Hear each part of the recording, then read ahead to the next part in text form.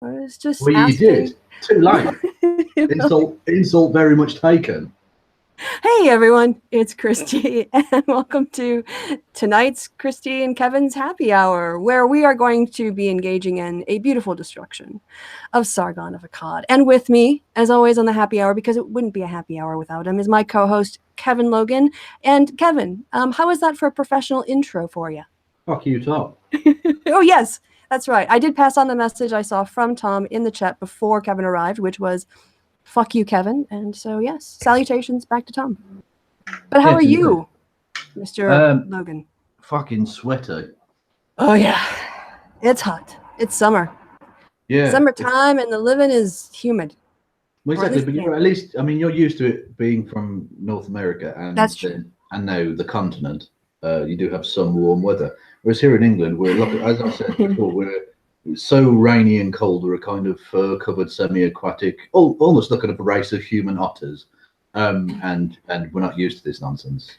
I've noticed a lot of furry people in especially like west of East Anglia where it's drier.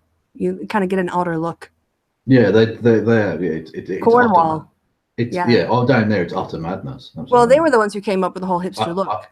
Otter madness. Oh, come on now. Otter madness. Oh, I missed it. I was trying to do my hipster joke about like their furry faces, but so yes, a nice punny little quip there, Kevin. Indeed, that's all I've got. That's all I bring to the table. Whereas Kristi brings military precision. I mean, if she'd been at Stalingrad, things would have been very different. That's all I'll say. All right, before we do that, and I'll soak up all of Kevin's praise. That's fine because it was a very well laid out response. I want to first start with the pub quiz question because we skipped it because it was issues the last couple times. We were kind of serious, but the question to the audience is, or to anyone who's listening, and to Kevin, actually you already know the answer, so that's not fair. The question is, what country in the world just made it legal for there to be paid leave for victims of domestic abuse to move out of their places and find somewhere else to live? And let the chat sit on that for a little while. I, in the meantime, will share the screen. But Kevin, you want to talk a little bit about the feminist and sort of angle to this legislation that we're going to be looking at here? If you're still there, Kevin? I don't see your mic going. Right, I guess I'll be sharing it, running the show until Kevin gets back. Fun. Right. So, yes, we had a great, wonderful, I think, forward-thinking and leading piece of legislation that's gone through in New Zealand, home of, well, not currently, I don't think, Michael, roll your boat across the shore or to the shore, Rollins, but New Zealand brought in paid domestic violence leave. And apparently they have what they call horrific rates of family violence in New Zealand. And they passed legislation granting victims of domestic violence 10 days paid leave to allow them to leave their partners, find new homes, and protect themselves and their children.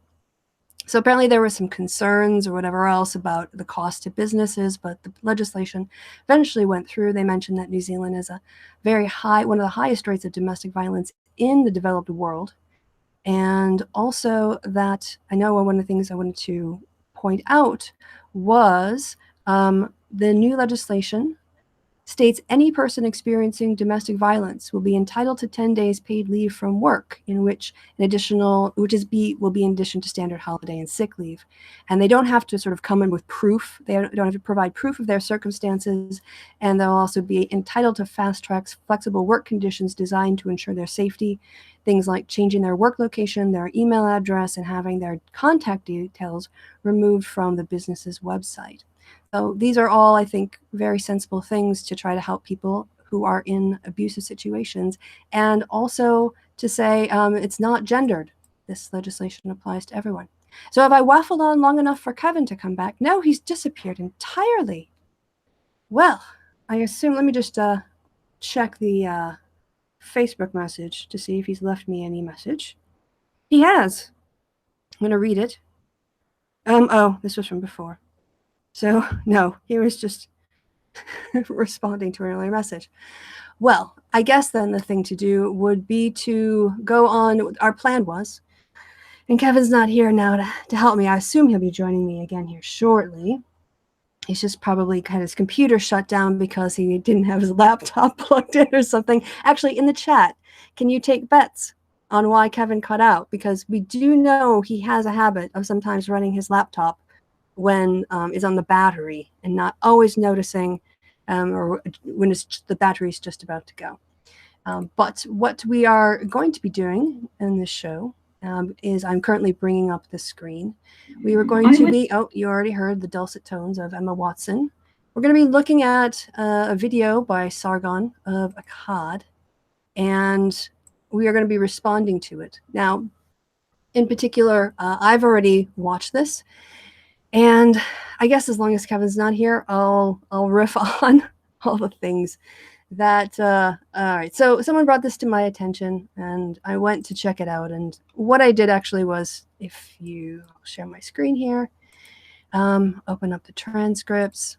So there's this great feature that YouTube has that does the transcripts of the audio, and it's not perfect, but it's pretty good. And sometimes when you get a weird word, given the place in the sentence, you can kind of figure out what it would have been, or you can just go back and listen. But they're timestamped, so you can find it at a particular time and find what somebody is saying. So this is it's such a lazy video.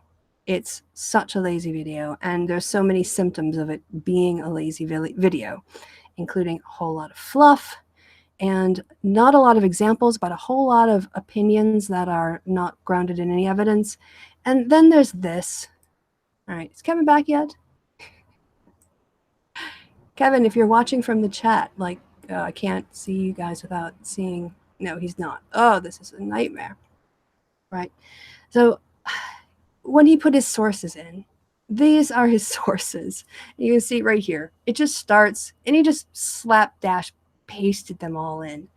Now, because I've gone through the text of the video and read it through, and because I had to open up each one of these stupid links to see what they were about, because sometimes you can infer, like, ban mail here.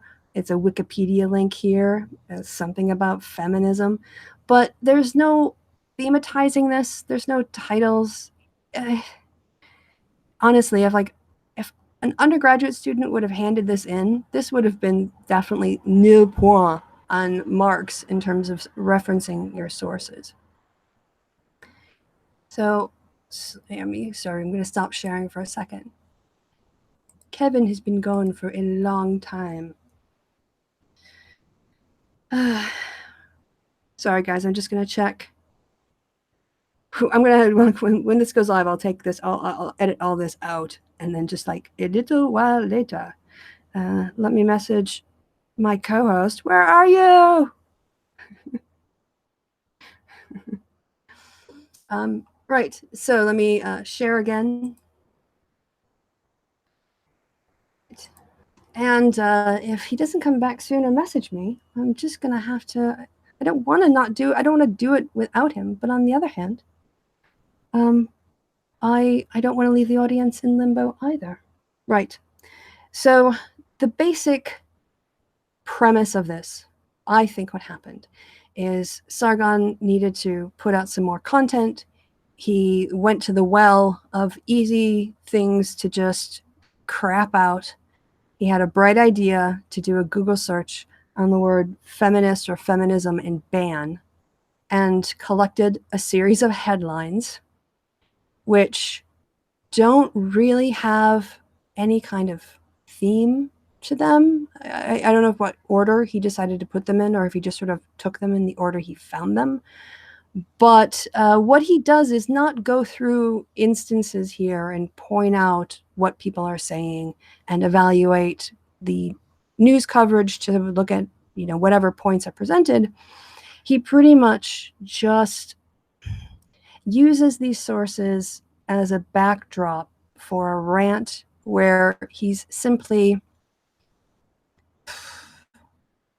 straw manning. I guess it's just a complete overgeneralization saying all feminists are bad. Always, basically. No matter what they do, they're bad. So, all right. I got a message back from Kevin. He's telling me his laptop rebooted. Lovely technical stuff. And he will be back in a second. So if he is going to be joining us shortly, I will take this opportunity then to stall a little bit and to plug some recent videos I've done. I've mastered the technique of doing everything on the video from my phone. London was a big help, forcing me to do that.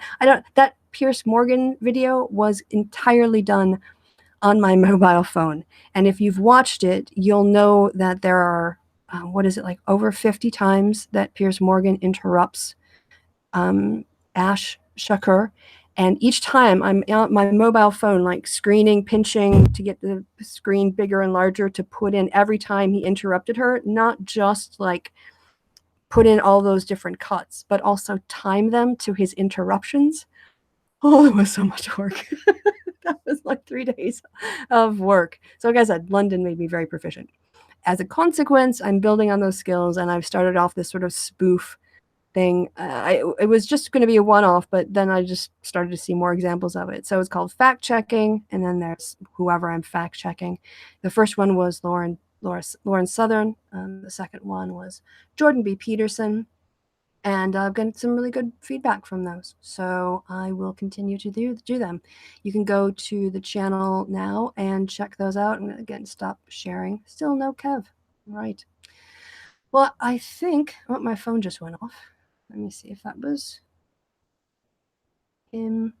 I think we're going to have to start and then just jump in, and Kevin will have to deal because the show must go on. That's pretty much how it goes.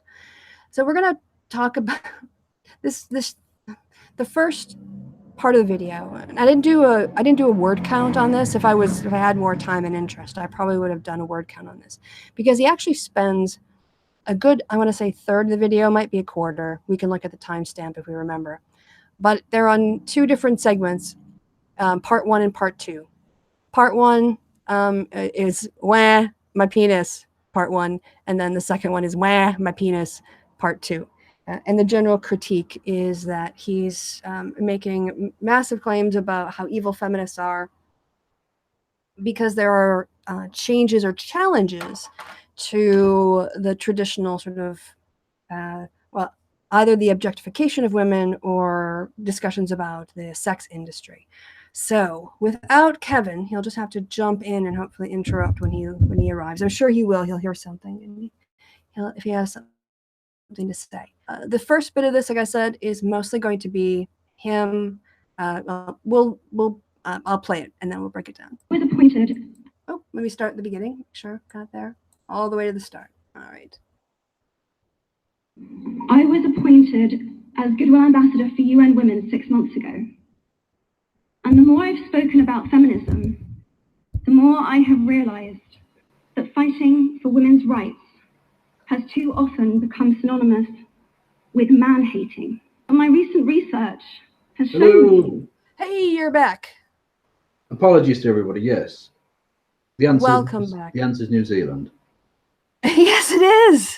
Well done. I did ask the chat to bet if what reason they thought you were logged off, and I had estimated. My guess was you were running on battery and it shut down. No, it was just a random reboot because it's a piece of shit. Yeah. But anyway, I'm glad the answer was New Zealand. I wasn't too late with that answer, was I? Oh, so we talked about that, and basically we've got a woman. So I talked about the legislation. While you're here now, I can also bring it back to mentioning that the woman who led the charge. I can go back to the story actually here. She's a Green MP. Before she was elected, she worked for the YWCA. She's green. Jesus. She's green. What's wrong with her? Yeah. She needs to see a doctor about that. Yeah. There's got to be a cream for that, sure, like. So, and she was one of the people who was active before she became an elected official in the decriminalization of sex work, and also making sure sex workers are safe and healthy. So they operate it so that sex workers can operate in a location together where they can keep track of each other and keep check. Yeah, go ahead. But that doesn't make sense, because Carl's about to tell us that all feminists are against the sex workers. Yeah, exactly. And here's one of those evil feminists making her political, spending her political capital, spending her time, and showing what she cares about is stopping domestic violence, because she's working at the YWCA. I'm sure she's seen the effects of it, and she didn't do it just for women. Yeah, she did it for everyone. Yeah, that's 2 quick points on that. Firstly, yes, as you say, it's this is a feminist helping men. There we go. Which is far more. Just that one act alone is more than any MRAs have fucking done. And secondly, this is how you actually do activism. People, feminists get shit done. It's not just a petition online that goes nowhere, or joining a political party that's dead, or whatever. Just whatever absurd nonsense that lasts 2 weeks, gets a few clicks, and the sheep follow along. It's actual change for the betterment of all people. Yep. And now we're about to hear from the guy who wanted to ban, or basically overrun academic freedom, and ban any course that was social justice, which could be abused as a over vague term, and complain about how other people want to use their free speech rights to express their opinion that they don't like something. He can do. And also, you can tell how fantastically nuanced this is going to be from the title. Feminists will ban everything you love. Oh, so many logical fallacies here. Everything. Breathing oxygen, you like that, do you? Banned. Fuck off, Carl. All right. So while you were gone, I plugged my own stuff. I talked about that legislation, talked a little bit about how Carl being so sloppy and lazy and just shitting out another completely hate-filled video devoid of actual content that masquerades as having something to say. And then I had a rant, which I put to electronic paper, I guess. Yes. Can't really put. Well, she did. I mean, that was the allusion I made bizarrely to Stalingrad earlier. The military precision with which she's planned this is delightful. She's dissected him beautifully. But whilst I was gone physically, but spiritually, I was always with you. Yeah. And so, now we're going to. So, what we're going to be working off of, and actually, Kevin, do you have it up? Because I can't kind of show it and the screen at the same time sometimes. So I don't know if you have reference to it, but if I miss one of my own points. Oh, to the well, I've had to rush back on, so I've literally only got the Google Hangout. Oh, that's fine. That's fine. Like if you while we're going through this, you can open up the Dropbox link I gave you. But I was explaining that the first quarter of it or third of it is Wah, my penis, parts 1 and 2. Which is odd to have a penis in 2 parts. There you go. Yes, might want to see a doctor if it's not just like. I think that's, to be honest, if your penis is in 2 parts, that's perfectly legitimate to complain about that and to cry, possibly. That's fair enough. Technically, if it's a conceptual penis, it can be in 2 parts. Well, I think that was one of Socrates' great questions, wasn't it? How does one ponder the existence of a penis with 2 parts? Yes. It's perplexed some of the greatest minds of Western civilization, as I'm sure you're aware. Yeah. I don't need to tell you that, obviously. I'm pretty sure this video is going to be age restricted by the time we get done with it. I don't see why. We're discussing perfectly legitimate medical complaints about broken penises. Yeah. This is medical science at cutting edge. Oh, no, not cutting edge. Oh, yes. Very dull cutting edge? Hopefully not. No. All right. So we haven't actually had any Carl yet. We've only had Emma Watson. So I guess back at it. You're here for the start. So that feminism has become an unpopular word. Why? Oh God, can we just skip this? Actually, okay, there he is. No, it's only a few seconds now. All right. Carl with his fantastic, nuanced concept of what reality is. I'm sure we'll step in and enlighten nothing. Basically explain how all of this was actually her explaining her evil plot to rule the world and to ban things that Carl in particular loves. Like his 2-parted penis. Swear.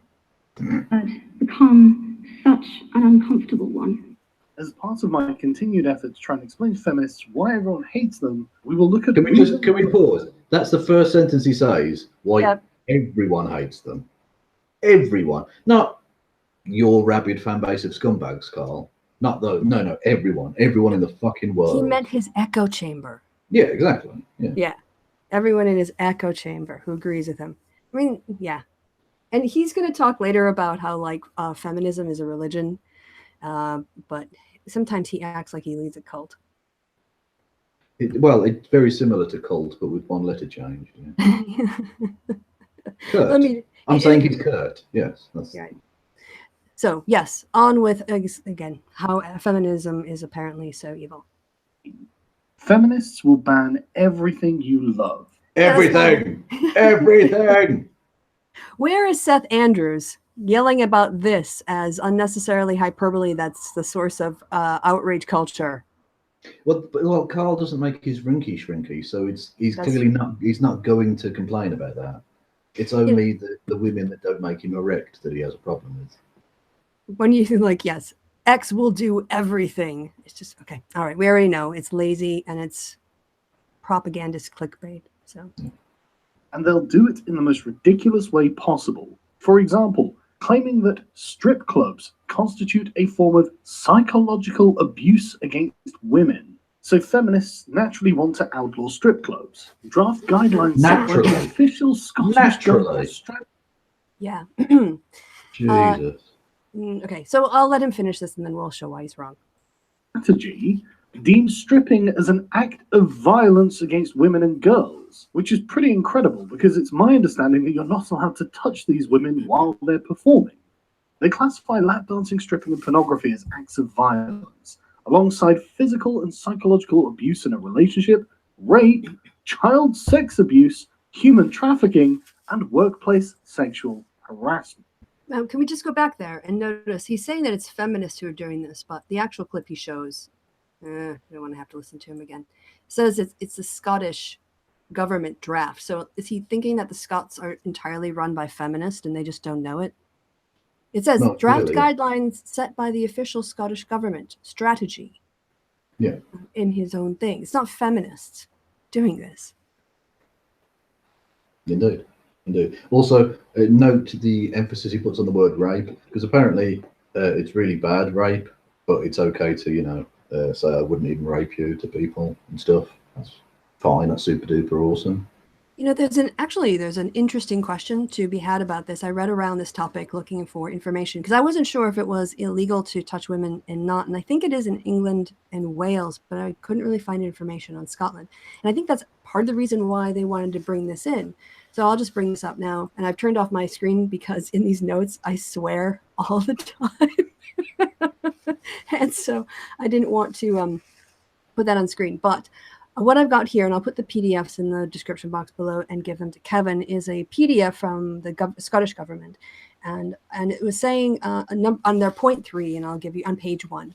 By consulting on a license regime for legal activities, the Scottish government does not seek to endorse or condone these activities. Indeed, the Scottish government's definition of violence against women includes commercial sexual exploitation, which encompasses many of these sorts of activities. The proposals seek to balance individual freedom of choice with a local community's right to exercise control and regulate sexual entertainment venues that operate within its areas. Local licensing authorities are best placed to reflect the views of the communities they serve and determine whether sexual entertainment establishments should be authorized and under what conditions. Where a venue is approved, licensing conditions and enforcement should insist in protecting the safety and well-being both of staff and customers and the wider public. So it isn't that they're trying to ban anything, and it isn't feminists doing it. They're basically saying that some of this might come under the purview of sexual abuse, because sexual exploitation, commercial sexual exploitation, can be that. So he's not saying all stripping is necessarily evil or wrong or indeed illegal. Yeah, and actually, it's basically saying prostitution is legal. Yeah, right. And it's saying, which is kind of silly when you think about that local communities and local councils and stuff should have the right to determine whether strip clubs are in their area, which is fine because that's democracy. Yeah, so this legislation, what he's focused on here is about demonizing feminists, but there's actually a far more interesting question to be asked, or questions to be asked. So when I was reading up on this, I ended up looking at a Vice article, and it's written from a more sort of like, well, I want to say pro-sex strip club point of view. The person kind of had their own take. But one point that the author made that was quite interesting was he said, what is the point of strip clubs? They basically bring you in, they try to get you drunk, and they want you to, women throw themselves or tease you in order to spend all your money on them, and you're not going to have sex with them. If it's a reputable establishment. So, is this really like something that if you're a men's activist, you're like, yeah, let's create these businesses where, okay, you could say the women are being sexually exploited. Men are also being taken financially, or, you know, are being brought in to be the financial source to keep the establishment going. Well, I think the best expression that I ever saw was actually in a comedy called Peep Show here in Britain, which isn't about peep shows, bizarrely, but this one specific bit was in a strip club, and one of the sardonic characters looks across at one of these guys putting his cash machine, his card into the thing to pay for, I don't know, a strip or whatever, and it just says, another cock wired into the global economy. And it's true, it is. It's, yeah. I mean, that's the thing, it's, as is so often the case with so many industries, it's both the consumer and the worker being exploited by ruthless capitalist pricks. Exactly. There's a Marxist critique I'm sure that many people have made here that, you know, well, Carl might want to... You don't even have to have a Marxist critique. You can have a perfectly decent liberal critique of it as well. It doesn't have to be out. Right, but once you start using class analysis, you're drawing on Marx. Oh yeah, well, absolutely, yeah, and more broadly, conflict theory. Yeah. There's also the problem brought up that with this issue in being dealt with in Scotland kind of raises the patchwork of ways things are done in England. So it looks like local councils there can decide whether or not to grant a license, but there isn't a transparent process about what the criteria are. So if you just have people who don't like it on, they can say no, and you can try again a couple of years later with people who are okay with it, and it'll pass on the exact same evidence. So there's calls for like more transparency in the licensing process, and also just the laws in general, because as we mentioned, prostitution for like small individual persons, you know, like a 1 or 2 person, I think, establishment is perfectly legal. If you go to a strip club, you can get a lap dance, but lap dancing are technically illegal, even though they list the workers as lap dancers when they make their applications. And the women can touch the men, but the men can't touch the women. Yes. So you can have sex with someone legally, but if you go to a strip club, you're not allowed to touch. People aren't allowed to touch each other, right? And this just kind of brings up a lot of contradictions in the laws. And what does Carl focus on? Some feminists who had one opinion in a much more interesting, larger debate about the role of the sex workers in various forms in society. Yeah. But no, just going for the cheap shot. Because, you know, why think? Thinking's hard. Well, it's but making arguments and coming up with actual, you know, points is much more difficult than just going, as you rightly put down, where but my penis whined Carl, part 2. All right, so I guess we better get back to this then. Do we have to? Yeah, otherwise... Sexual harassment. But you might be thinking, well, hang on, I'm not going to be a martyr to strip clubs, because I don't give a damn about these things. I'm not wasting my money. And of course you're not. And I hope you also... Of course you're not. Yeah, your fans aren't. So I'm not wasting my money at the strip clubs. You're not wasting your money at the strip clubs. But these damn feminists have opinions about what happens at strip clubs that you and I won't go and waste our money at. Honest. Yeah, Carl wouldn't waste his money at a strip club when he can go and get a flick off the wrist at the massage parlor, can he? Why would he bother? Yeah. Call back to his embarrassing search history. All right, so here we go. Where my penis, part 2. This time it's objectification and the fact that parading women around in stiletto heels and swimsuits looking sexy just to be ogled at is very 20th century. And people in the 21st century, like the Miss America pageant and stuff, are kind of moving beyond that. But just like with the Shearer thing, you know, my boobies. Not Alan Shearer. That's a different thing. No, Shearer, not Shearer. To steal a Sarah Millican joke. I have the credit. That wasn't my joke, but it's funny. Anyway. It is funny, yes. All right, so here we go, whining about the willy again. So didn't enjoy... Did you like that one? I look, whining about the willy. It's nice, yeah. Yeah, hashtag whining about the willy. Grid girls, professional models who have lost their jobs because feminists think they know best. This came shortly after professional darts banned walk-on girls, who were women who, in their words, made the sport more glamorous. Notice, by the way, everybody, that Carl is up to his old tricks again of just reading the headline.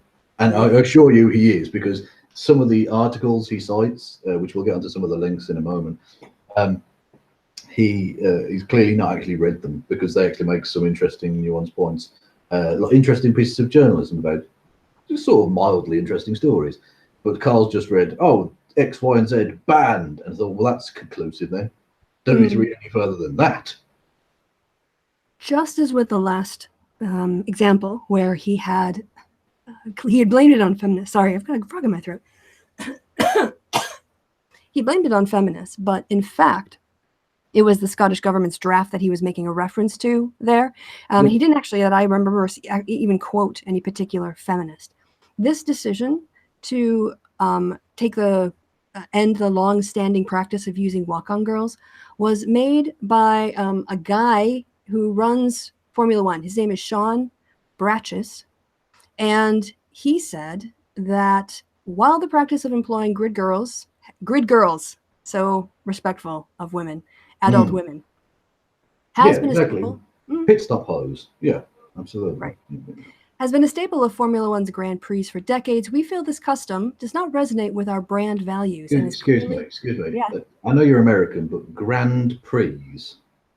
No, I said the Formula Grand Prix for decades. If I said Grand Prix, you mean I didn't do that. It's the Grand that I have a problem with. Grand Prix. Please, it's French. Yeah, you don't pronounce the S after the Grand. Grand. Grand Prix. Yeah, Okay, yeah. Grand. You pronounce it. Okay, the Grand Prix. There we go. Thank you. Merci beaucoup. Notre Dame, Grand Prix. Oh, Leta will be so proud of me. Yeah. Right. This doesn't resonate with our brand values. Brand, as in marketing, as in capitalism. And is clearly at odds with modern day social norms. Also, isn't Carl free market? Why is he saying that these companies shouldn't be doing this? We don't believe the practice is appropriate or relevant to Formula One and its fans, old and new, across the world. So the motivation here is not feminist, Carl. It's dollar bills. And of course, I mean, if we go back to the video, where it'd been paused is rather appropriate, I think. The walk-on girls in darts. Trust me, as a huge fan of darts, I was up on this story. I didn't actually do a video about it because it wasn't really relevant. But it wasn't feminists that did this. It was in consultation with broadcasters. Been paused on the ITV logo specifically in this case. And that's absolutely right. It was ITV and a number of the other broadcasters who broadcast some of the more minor events who opposed this and said they didn't want it involved. It made it look like a cheap, chintzy event rather than an actual sport. And the thing is, it's not an actual sport. It's a pub game that they've made into an international event. But they want to try and make it appear like it's a proper, legitimate sport. And this obviously shows that it isn't a legitimate sport. So that's why they got rid of it. It's got nothing to do with feminists, especially because ITV, lest we forget, is the kind of trashy TV organisation which runs stuff like Take Me Out, which is nothing but a meat market where women are paraded before one man. It's embarrassing. It really is like the least feminist pile of dog shit ever. And ITV put it on and prime time. It's one of their top fucking view shows. So you can fuck off with feminists did this. Yeah. People who, at the very least, can be described as very much not feminist, if not necessarily anti-feminist, did this. Carl. Right. And it's a free market, so suck a dick, you libertarian spouting shitbag. You know, I think that Formula One and NASA, they're competing with a lot of other sports, and there's an entire half of the population, maybe a small percentage are clued in. But if they want to make their events more accessible and attractive to women, well, yeah, then just, you know. Exactly. That's what it comes down to, right? Yeah, money. They're not going to lose many fans by getting rid of the walk-on girls or the grid girls. The people who are already interested in the sport are basically going to stick with it. What they want to do is broaden the appeal of it. And part of the reason that younger people are not getting into those sports is because it's seen as this kind of outdated thing. It's seen as something, a relic of the past. So what they're trying to do is modernize it by not just having, oh, come for the tits. Mm-hmm. It's fine. Like, tits sell to a certain extent, sex still sells to a certain extent, but when you're doing a sport, certainly the zeitgeist of the last 20, 30 years has been actually make it into a serious sport, an entertainment option, rather than it being some sort of sideshow spectacle. Precisely. It's dollars. Yeah, it's dollars. They want asses on seats. They want people watching on TV. They want people buying merch. I need dollars. Dollars is what I need. Exactly. Yeah. So yeah, don't blame feminists, blame capitalism. This is your free market in action. Just because you don't like it doesn't mean it's not Well, capitalism. that's the thing. It's they want free market capitalism until it bites them in the ass, and then all of a sudden, oh no, we need the government regulations. Yeah, actually, Michael Rowlands on Twitter was responding to something that happened. Oh, I think it was Twitter shadow banning a whole bunch of assholes. And he replied to Trump's complaining, like, we believe in the free market. Free market does something. Trump, not like that. Yeah, exactly. Yeah, that's precisely what it is. Yeah. All right, so there we go. Actually, it was okay. It was only 10% of the video. We got through the whamma penis. It just felt longer. It took up a lot of the text. Don't say penis. It felt longer. That's ridiculous. Well, I said it was only 10%. What? Just the tip. Just yeah. Okay. Just the tip of the video. Yes, indeed. All right, so we're ready to get on to more just completely poor researched buzzword filled fluff that Carl shat out for the bucks, yes. for the pounds. All right, let's get on with this. What does a walk-on girl do? So basically, we're Oh, we've already discussed the walk-on girl stuff, haven't we? We can skip past that. Yeah, I agree. We don't really need to hear. I mean, respect to the walk-on girls, and I appreciate their opinions. Nobody likes to have their jobs be made obsolete. Yeah.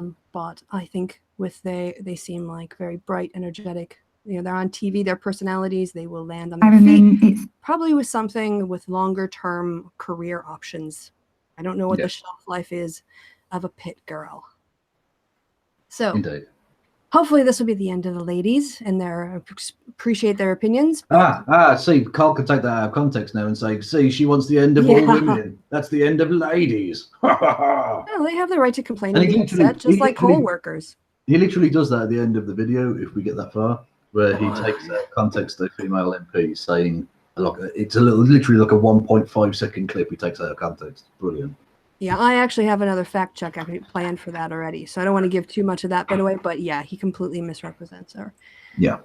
All right, so, all right, end of the pit, girls. We've been doing it for a long time. Oh my God, is his volume leveling that bad, or?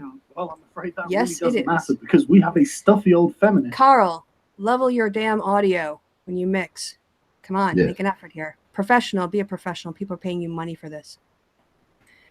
All right, sorry, just technical thing. Who really doesn't want you doing this job? Let's see what her reason for that would be. These types of jobs for women, these roles are demeaning. Yes, I think they're broadly demeaning. I think what we're seeing is a social... All right, he found one feminist to say something that he's going to... I mean, do you want to listen to it or do you want to move on? No, he just basically says, oh, no. Larger point.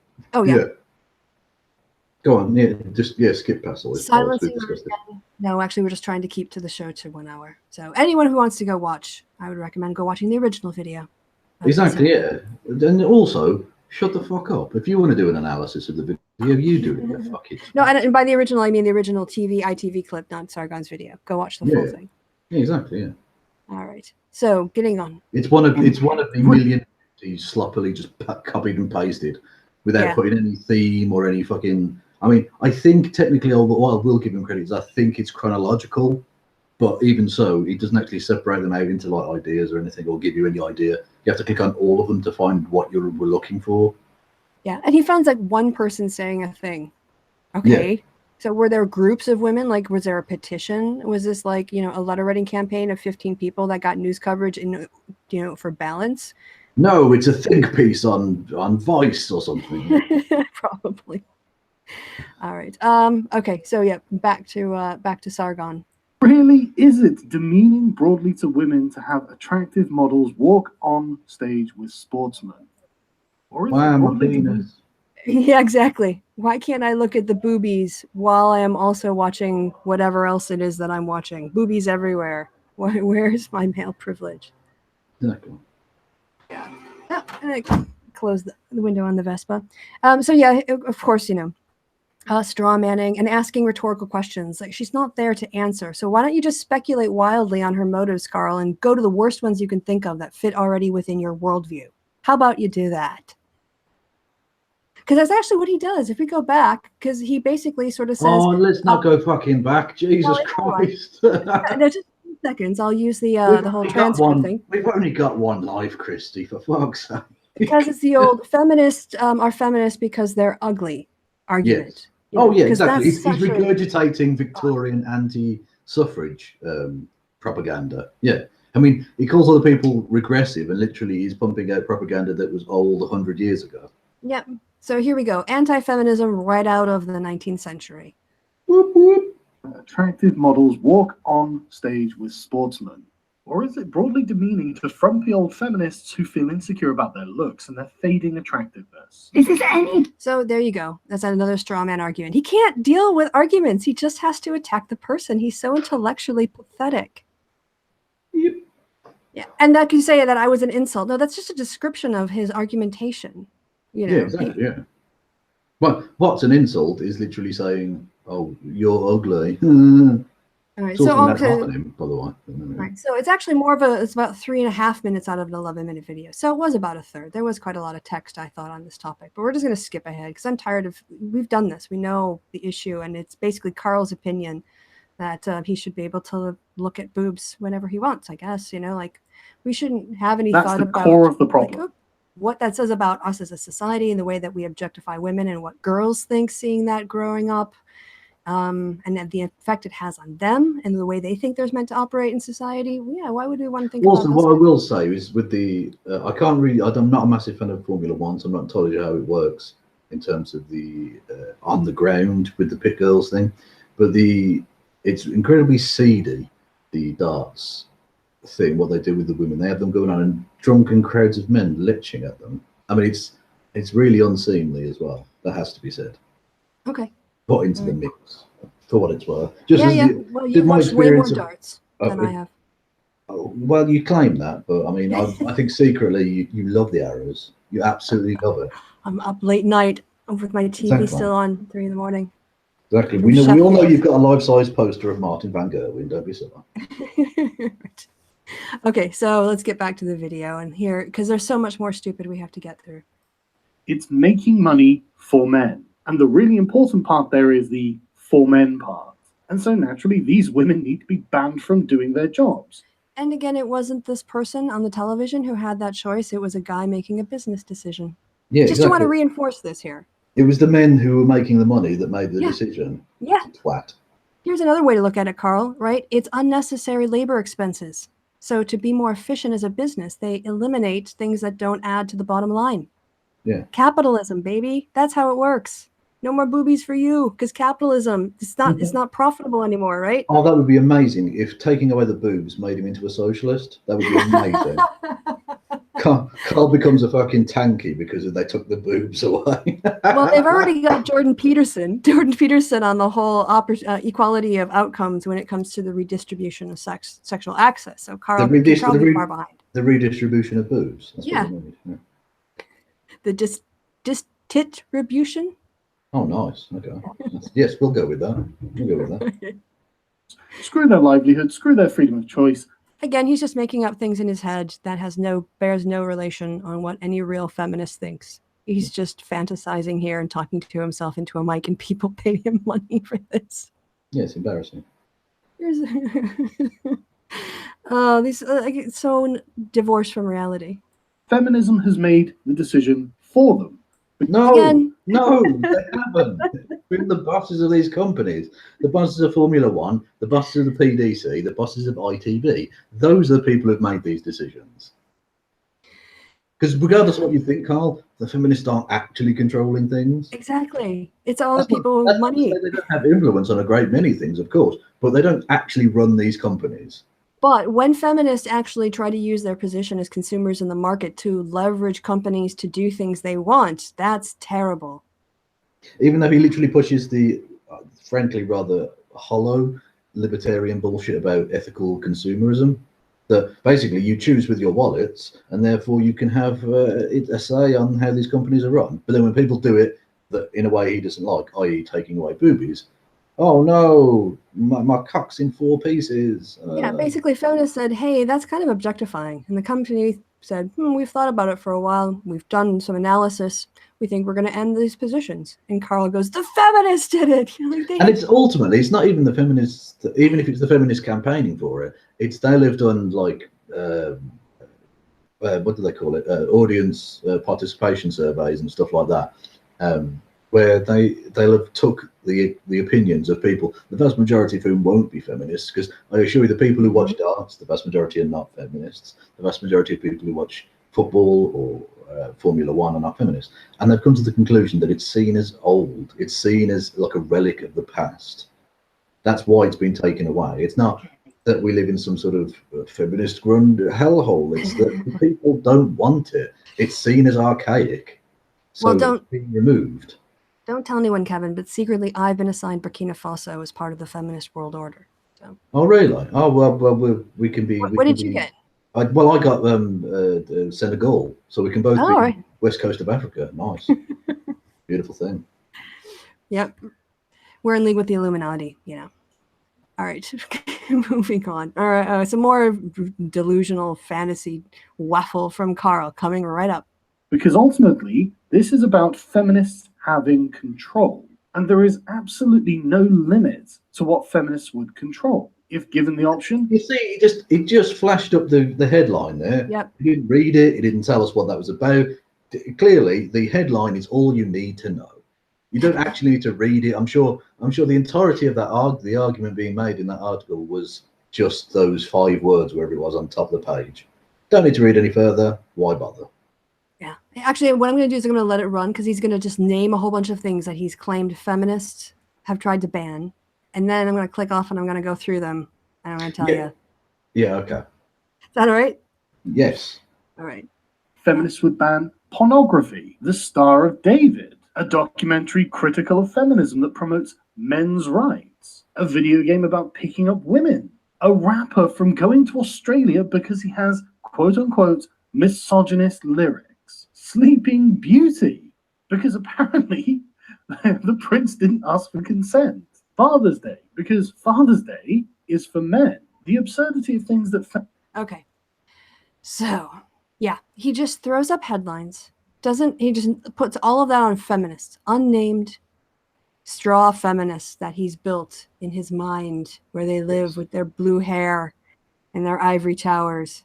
I think is what the phrase was he used during our debate. But so he listed off a whole lot of things, and I went back to fact check them. So the idea that feminists would ban pornography. This comes from Splinter News. That's the one leak. The link that he provides. But what he doesn't provide there is that there's a whole feminist critique of censorship that I found while tracking down information. And just to read a little bit out of this, and I'll put the full link so people can go and find this on their own later. Many feminists, regardless of their views on pornography, are opposed on principle to censorship. Even the feminists who see pornography as a sexist institution also see censorship as an evil. In its mission statement, Feminists for Free Expression argues that censorship has never reduced violence, but historically has been used to silence women and stifle efforts for social change. They point to the birth control literature of Margaret Sanger, the feminist plays of Holly Hughes, and works like Our Bodies, Ourselves, and The Well of Loneliness as examples of feminist sexual speech, which has been targeted for censorship. So there's a whole issue around pornography with women, with feminists who think that pornography is a sexual expression and free expression, and other people who see it as exploitative. But does he say that at all? Does he talk at all about this issue or how feminists on various sides see it? No. Of course not. Well, no, and what's most frustrating is that he even says later on, feminism's not a monolith, in order to try and make it into some sort of religious pitched battle thing. So he knows that it's not a monolith, but he talks about it as if it is. Yes. He refuses to accept nuance where it suits him, and then adds nuance in order to try and craft a narrative. Okay, so talking about like leaving out information when it suits him. The Star of David. Oh, God. Okay. So this was a controversy around a private group's march. It's not a state-sponsored parade or some city event. It's a private group that was having an internal dispute about Zionism. And it was in Chicago. It was the Dyke March is what it's called. And they basically like had a division over Zionism in the group. And people said, look, we don't want you marching in it if you are going to be having this view. That was literally, nobody was banned. It's like saying that if you invited someone to your house, then you found out that they said something that you really found offensive and you didn't want to see them, uninviting them from your house, you've banned them. Also, I find it fascinating that Carl would attack other people for anti-Semitism, given the fact that he's been incredibly anti-Semitic in the past, claiming that Jewish people aren't white, for instance, and his fan base are absolutely littered with anti-Semitic shit. He's friends with many rabid anti-Semites, and of course he defended Count Dankler in his anti-Semitic bullshit. Yes. He mentioned a documentary critical of feminism that promotes men's right. Okay, the red pill was not banned. I think that was the one we're talking about here. Yeah, the Melbourne cinema with the red pill. Yeah. It was the cinema that got feedback from the community and then decided to take it down. And I've got the thing right here, right? In a letter to Men's Rights Melbourne, who have the exclusive distribution rights to the film, the Palace Cinemas explained, quote, "We have come to a decision based on the overwhelmingly negative response we have received from our valued customers. We cannot proceed with the booking." So once again, not feminism. What was it? What was at the heart of this, Kevin? I think it was corporatism. Capitalism. No, it's not real capitalism. It's corporatism. It's We got feedback from our customers and listened to them. The feminists banned it. Also worth bearing in mind, because Carl is about to bring up one of his usual tropes about how male feminists are all rapists. It's worth bearing in mind that one of the associate producers on that film was a guy called Mike Cernovich, who's an anti-feminist, who by his own admission on Twitter is a rapist. Yes. Just bear that in mind, because I will bring it up later, but yes. Okay. The video game about picking up women and the rapper going to Australia, those were petitions. From my research, people had the video game was spearheaded by a group called Level Up, which launched a petition, and I think the other one too, the rapper one, was a result of a petition. So apparently, again, when Carl wants to ban speech, especially violating academic freedom and taking away the right of academics to teach the material they think is appropriate for their students' learning outcomes in their classrooms, that's okay. Because it's him. Yeah. Because it's him. Sleeping Beauty, because the prince didn't ask for consent. Fucking yes, he didn't ask for consent. I mean, it's okay for us to look back at things that happened in the past and go, that was really messed up.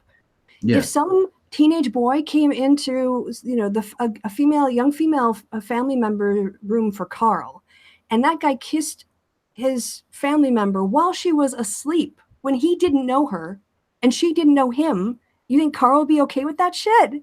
Indeed. And I didn't realize, because unlike Carl, I actually read the article. I didn't realize that the original 16th century story involved the princess actually getting raped. Oh, I missed that bit. It wasn't just a kiss. No, in the original sort of folklore story, sex takes place. Yeah. All right. So, and also it's not the feminists. This was a mother asked her 6-year-old son's primary school to stop reading the story because she didn't want that kind of non-consensual sexual behavior modeled to her son by the public schools. Because in the 21st century, realize how creepy that is. Yes, indeed. Because women don't belong to men. That shouldn't need to be explained, but apparently one would think. It is. Yeah. One would think. Father's Day, because Father's Day is for men. Again, he just, I don't know, is he a liar? Is he just lazy? Is it both? You don't want to do the excluded middle category or both of them. A woman is calling for Father's Day to be renamed Special Persons Day so that kids without dads don't feel left out or upset by their situation. So she's an activist with a doctorate in early childhood studies, and she's campaigning for the name of for it to be changed because, again, it makes kids who don't have dads feel left out. Okay, you know what? I can see where you could call it Father's Day, or maybe in your house you call it Special Persons Day and you recognize somebody in your family. Why would you want to, mock an attempt to prevent kids from feeling socially shamed or marginalized because of something that's not their fault? Yeah. And also, is this woman a feminist? Do we actually know that's the case? I don't see anything. Again, yeah, he's just assuming. Again, I don't know how he knows any of these people are feminists unless they work for a feminist group. It's just if they have a different opinion. Right. But it's misogyny again, right? It's women in particular, but also could be men. You could do this, I guess. But women who speak out against the power structure, against the status quo, against his sort of expectations of the way that the world should look. And that includes going out his front door and just seeing boobies, turning on the TV and just seeing boobies, going on the computer and seeing boobies. That's freedom. Going to the massage parlor and seeing various things, I'm sure. Well, yeah, I was just going to say, freedom is just another word for looking at a lot of boobs. Yeah, exactly. I think it was John Stuart Mill that said that, wasn't it? Or Joan Baez or something. Joan, but I want to hear that song. That'd be amazing. Freedom is just a lot of old boobies. Now, who was it that? No, Janis Joplin, wasn't it? Freedom is just another word for nothing left to lose. I was trying to do a riff on the whole Janis. Oh, okay. Sorry. Yeah, I thought that was a weird. Yeah. Anyway, sorry. I explained the joke, which means it wasn't that funny, but that's okay. Not everything lands. Exactly. Not every ticket's a winner. All right. So now, gotta go back to Carl now. Damn it.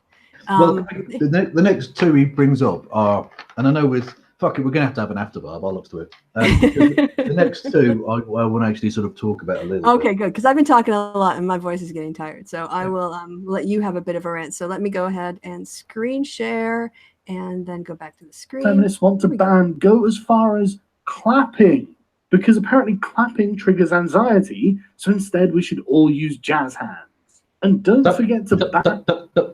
Okay, do you want to do these in a cluster of three? No, one at a time. One at a time for the next two, because the story that you just mentioned, the jazz hands thing, is a really old one. It was actually one of the very first videos I ever made on my channel about this particular event. So it takes me back. I've got to kind of, if this was a TV show, I'd have like a harp going and the screen would be blurry, and I'd be slightly thinner and slightly more beautiful. Anyway, this was actually an event in Solihull, which is very near to where I live, and it was actually the town I went to school in. I went to big up to the St. Peter's RC Massive, of course. It was a national National Union of Students women's event. Again, not strictly speaking a feminist event at all, although many of the people there may very well have been feminist. But the organisation came, the request came from the University of Oxford NUS branch, who said that because some of the people attending were sufferers of PTSD, post-traumatic stress disorder, that jazz hands would be better than clapping. Now, you can still argue that that's not necessarily a brilliant thing to do, but the idea that it was trying to be banned, it wasn't banned, it was just a suggestion that if you wanted to be a decent person at this event, just do the jazz hands rather than clapping, because PTSD, which, by the way, Carl, is suffered mostly by men, actually, it would appear, because of either being in war or workplace accidents and stuff like that. I know people who've been involved in cave-ins, in mines, for whom PTSD is a very significant problem, and loud noises can set that off for them. And not just set them off like triggered, like we use it on the internet, actually triggered, literally going into full breakdown mode because of loud noises and things, or sudden movements or whatever. And this was just a way of trying to combat that for both men and women who were attending this conference. That's all that was taking place. No one was banning anything. And it's an old story, and you're a piece of shit for trying to make capital out of it. By the way, do you have my doc up now? Are you using it as the reference point? Good, because I don't want to have to keep switching between them, so I might ask you to remind me from things from time to time. But are we ready to go on, or did you have more to say? Yes, the next few seconds, because he mentions a thing that will be a callback to something I said a moment ago. Ah, right, okay. And male feminists, which honestly I'm in favor of, because male feminist seems to be a euphemism for rapist. Okay, so he's in favor of banning male feminists on a video where he says feminists want to ban everything. Yeah, well, that's fascinating to me, because this is one of the lines Carl constantly brings up because he's scum. Yeah, there are so many people who are rapists and sexual assailants or whatever. Yeah. Regardless of political stripe, there are some feminists, there are some anti-feminists. I would note particular people like Rush V, Mike Cernovich, the Amazing Atheist has been involved in some dodgy shit, let's say. Andy Worski, before it was criminalized in Canada. Yeah, Andy Worski, of course. With his stealthing. Jean-Francois Garapé, or various people. And that's the thing. Not only does that not back up the point that Carl was making, actually refutes it, because on the basis that it's across the political divide, It's not just a matter of male feminists, it's male anti-feminists, male this, male that, male the other. It actually proves rather conclusively that we do live in a rape culture, because you'll notice all the people I mentioned there aren't in jail for their crimes. Yeah. Yep. Yeah, like I say, Mike Cernovich, I mean, he prays in aid the work of Mike Cernovich in the Red Pill movie, of course. Like I say, he's an associate producer and a rapist by his own description. Well, he didn't call himself a rapist, but the things he's described himself doing are undoubtedly fucking rape on Twitter and various other places. And yet he's happy to, he wants his movie about supposedly men's rights to be shown. So fuck you and your supposed claims of caring about rape and all the rest of it. And of course, it's fascinating that Carl brings that up, because he will happily believe any allegation made against a Muslim, a male feminist, a political opponent of his, regardless of whether those people don't deserve their day in court or to not have their name smeared. But literally anyone who's a friend of his or a political ally of his, Donald Trump, hello, who he has allegations made against them, those are instantly disbelieved. Those are instantly to be rubbished and not taken seriously. You're a hack, Carl. I also don't know how he can know the author of this is feminist if he hasn't produced any information. And also, this ban week was like a whole thing. Kevin, can you read out some of the other titles from that same ban week? Yes, I mean, the first one instantly makes me want to burn the world down. Ban cats. Ban celebrity voiceovers. I don't know what the fuck that's about. Ridiculous. And then actually one that would be impossible and illegal, but is good in theory. Ban the two-party system. Right, and ban male feminists was, I mean, it was just ban a whole bunch of things. Yeah. This isn't like feminists organizing to ban male feminists. Again, it just looks like he did a search on ban feminism. Yeah, and yeah, exactly. Yeah, and clearly he didn't read beyond the headline. No, or even looked a little bit. Because this is actually ban week on it. Yeah, exactly. And it's clearly like a kind of slightly edgy, controversial, clickbaity thing, which Carl's just gone, oh, that'll do. That's a screenshot of the words I want on the page. Oh, and can you remind me what reputable source is the link? Do you see the address for what source? I can't read the... Splinter News. Yeah, there you go. Which I don't even know what the fuck that is. I'm pretty sure they got a Pulitzer last year. Really? No, oh, sorry. I thought I was talking about actual reputable news sources. Oh, okay. Yeah, I was about to say, is this some investigative source I've not heard before? No, okay. Definitely not. Sorry. It's not a BuzzFeed. Not a BuzzFeed, as far as I'm aware. If I'm wrong, people can tell me in the comments. All right, so getting on with his nonsense. But I love the way that this article was filed to ban week. They want to purify the world so that there are ban week, like ban cats. Yeah, ban cats. Purifying the world. Yeah, exactly. Well, clearly he's right, because cats are basically the only thing I love in this world. And if feminists want to ban them, they literally do want to ban everything I love. So, yeah, happily it's just Splinter News website. Is that a news website set up by a rat who has 4 turtle sons by any chance? Because if it is, I'm subscribing to the mailing list. There's no doubt about it. I think they'd be more anti-rat than cat. Well, that's probably why they want to ban cats, because he's right, because he is a rat. Sorry, I forgot. Yeah. I wasn't a big turtle fan, so sorry, I got the reference wrong. I tried to make a joke. All right, moving on. Well, Failed joke. Look, so I'm sorry. The heroes in a half shell are no joking matter. Please. Who is your favorite? Oh, that's like picking a favorite child, Donatello. Definitely. Yeah. Oh, with no hesitation. Yeah, all right. Absolutely. Yeah. All right, back to Carl. He's the favorite of my childhood children. That makes no sense. That Your makes no sense at all. Like my invisible. You're imaginary, like the Flight of Conchords. I posted pictures of me pushing my nephew on a little tractor thing in the back garden, and it was a beautiful little image. And people were like, "You've got a child?" No, I'd have mentioned that at some point, wouldn't I? If I had a child, but no. They see you with a small person. It must be yours. Like exactly, maybe not. No, because I'd only ever create a mixed race baby, because white genocide for the win. So. Okay. There is no non-feminist content present because things that aren't feminist are part of the patriarchy. Was he talking about Splinter there? I kind of missed that, but I can't be bothered to go back. It just sounds more like Splinter's nonsense. part of the patriarchy. Jesus. Yeah, I It's don't that even. whole being that- against the two-party system part of feminism that I missed. Well, I didn't pick that up from the cartoon series at all. But see, I'm back to the turtle jokes again. See what I'm There you doing go. there? Honestly, the list goes on and on and on. If Yeah, sure. When you just Yeah. type in ban and feminists, and then you just copy and paste the links and do a show based on grabbing screen headlines and not actually reading the articles. Sorry, can I just say, I love the fact, and Kristi does swear a lot in this script. The first two words of the summation of the next point are "dumb fuck Carl." I think that sums it up, really. I think that could be the subtitle to this episode, I think. But my id was really coming through on that script. It was just my chance to rant as I was unpacking his stupidity and laziness. if you just put feminist and ban into Google, Which is you'll all find you that- did, you lazy prick. That's literally all you fucking did. There you go. That's his research method. Find the thing you basically predetermine what you want to find and then put in the words and select only those things that confirm your bias. It's creationism, but from one of the quote unquote skeptics. Isn't his channel promo something about his search for the truth?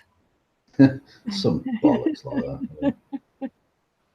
And really, when we look back at this, other than him whining and presenting things inaccurately, based on his bias, not on the information in the articles, and not naming any particular feminists or feminist organization, I think, except for the one woman that he showed and had a pretend argument with that she couldn't respond to. Yeah. What have you actually learned from this about like real life events? Nothing. He hasn't even come up with anything as good as fruit face. No, nothing as solid as fruit face theory. Exactly. Hashtag fruit face theory. Exactly. Pips for massive eyes. All right. So getting on so the afterbar doesn't go too late. list, and I could go through each and every one of them here, but I'm going to focus on a few Yeah, other things. I'm not going to. I could. I'm not going to. I mean, that's exactly what I did, but I'm going to say it's not what I did, because there's so many. It's like the end of the book of John where they go, and he did so many deeds that if all the books were written in all the world, they couldn't follow up, they wouldn't hold his deeds. Which is a very Trumpian way of saying things, isn't it? Yeah, it's very. I'm so fucking great. You couldn't fill the whole world's books with it. Yeah. There's so many results. It's bigly. It's big one. Also, can I just say, completely unrelated, but as Trump was mentioned, Rudy Giuliani calling Michael Cohen a pathological liar. Why did Trump hire him then if he only hires the best people? Because today reality is different, Kevin. Exactly. We're at war with East Asia, and we always have been. Yes. So basically, remember, we're going to now hear from the man who created a petition just to see how much support there would be for eliminating academic freedom and free speech in the classrooms at universities, presumably everywhere. Yeah. Complain about people he hasn't demonstrated actually wanted to ban things. Yeah. Particular video, because I don't think I need to work very hard to demonstrate to people that feminists love to ban things they hate. You need to work harder than this, Carl. A Yeah. lot harder. You have to read the articles and make sure they actually show what you think they show. Yeah, you might not think you want to put some effort, but just actually put some fucking effort into it. Would that kill you? Really? Why doesn't he ever steel man the feminist arguments he finds in these articles? Yeah. Because he's a fucking far right loon. All right, getting on. And they want these things banned because these things violate various feminist precepts, almost like a religion. If something offends feminist sensibilities, they want it banned. Well, it's ironic considering you're literally mirroring creationist research tactics, Carl, Yeah. that you would accuse others of being. Also, I noticed, I don't know, but in my notes, I put, because it amused me, the Daily Mail headline that he linked below has a misspelling which says Trangenga. That amused me because that's still up. You think you're supposed to be journalists? Fucking hell. Anyway, That's just sorry. a fun word to say, though. Yeah, It's a nonsense word. Transgenga. Yeah. Yeah. Absolutely. It kind of sounds like a transginga, like maybe a ginger person who's going gray. Me in 10 years. Yeah. Yeah. And then you'll just be gray. I was going to make a point. Oh, yes. I was going to ask if you could read out the bit I said about religion. And Oh, fucking hell. Well, I've scrolled down now. Sorry. bollocks, will. I think it starts along the lines of, Carl likes to say that feminism is a religion, but I'd actually like him to go and get the Wikipedia definition of religion that lays out much longer. Okay. Dumbfuck Carl. That's yeah. There we are. There you got to read your favorite part then. Exactly. Dumbfuck Carl also doesn't know what a religion is. I would love, in capital letters, love, to see him make a video using a real. Oh no, you dropped out. You're gonna have to wait till you come back, and I don't know. You're gonna have to start from make a real video. Are you back yet? Hello? Yeah, now you're back. You dropped out. Oh, sorry. Where did I get to?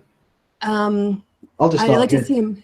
Just so you can say the dumbfuck Carl. Yeah, exactly. Dumbfuck Carl also doesn't know what a religion is. I would love capitalized, love to see him make a video using a real definition of religion and comparing it to feminism, but he's an intellectual fraud, so he can't.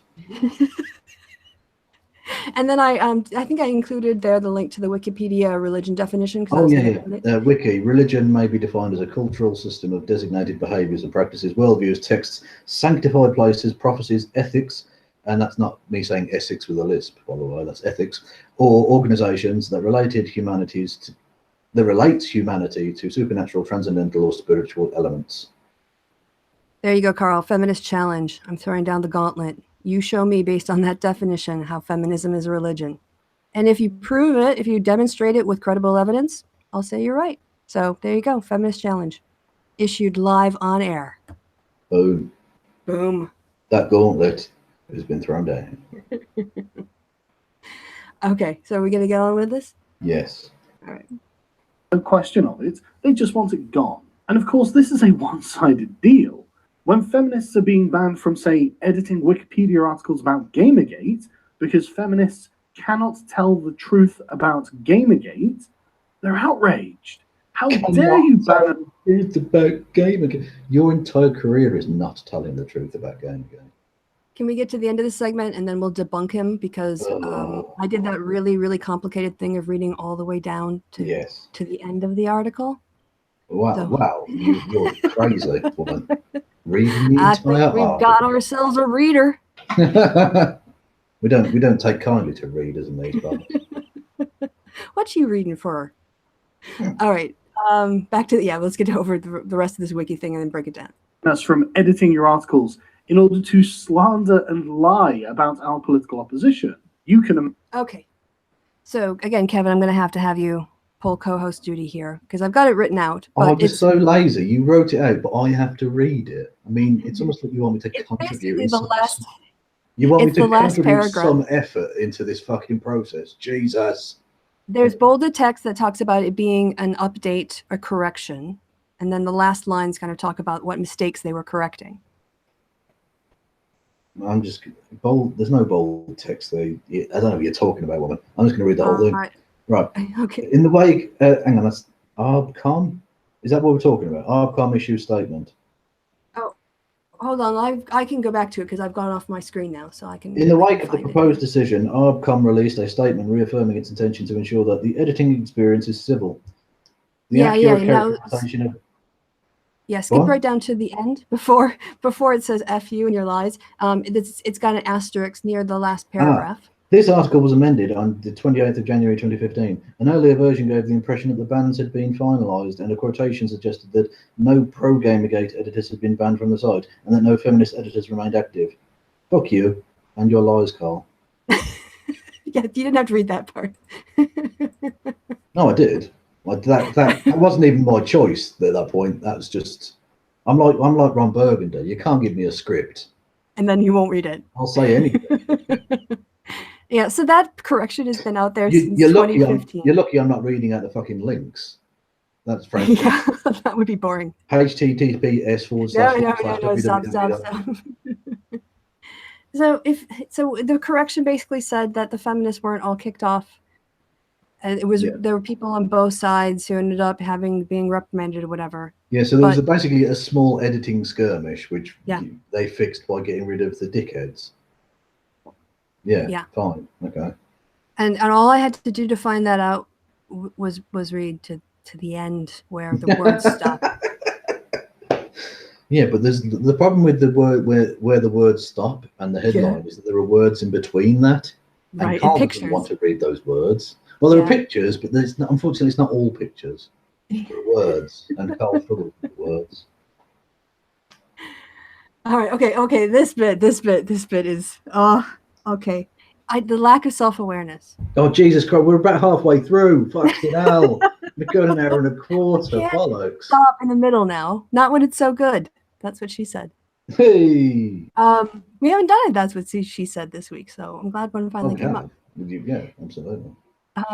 Yeah. So right now, right. So Carl's whole premise is that feminists want to ban everything, and isn't that outrageous? How they want to ban things. And now what he's going to explain is how upset feminists got when Time magazine asked if feminist should be one of the words banned that year. Carl didn't get upset about the fact that Time magazine was polling words to ban. Carl's mad that feminists were mad that feminist was one of the words that they wanted banned. And banning's fine when it suits Carl. Yeah. This is what I mean. I don't even know if there's like a logical fallacy that covers this.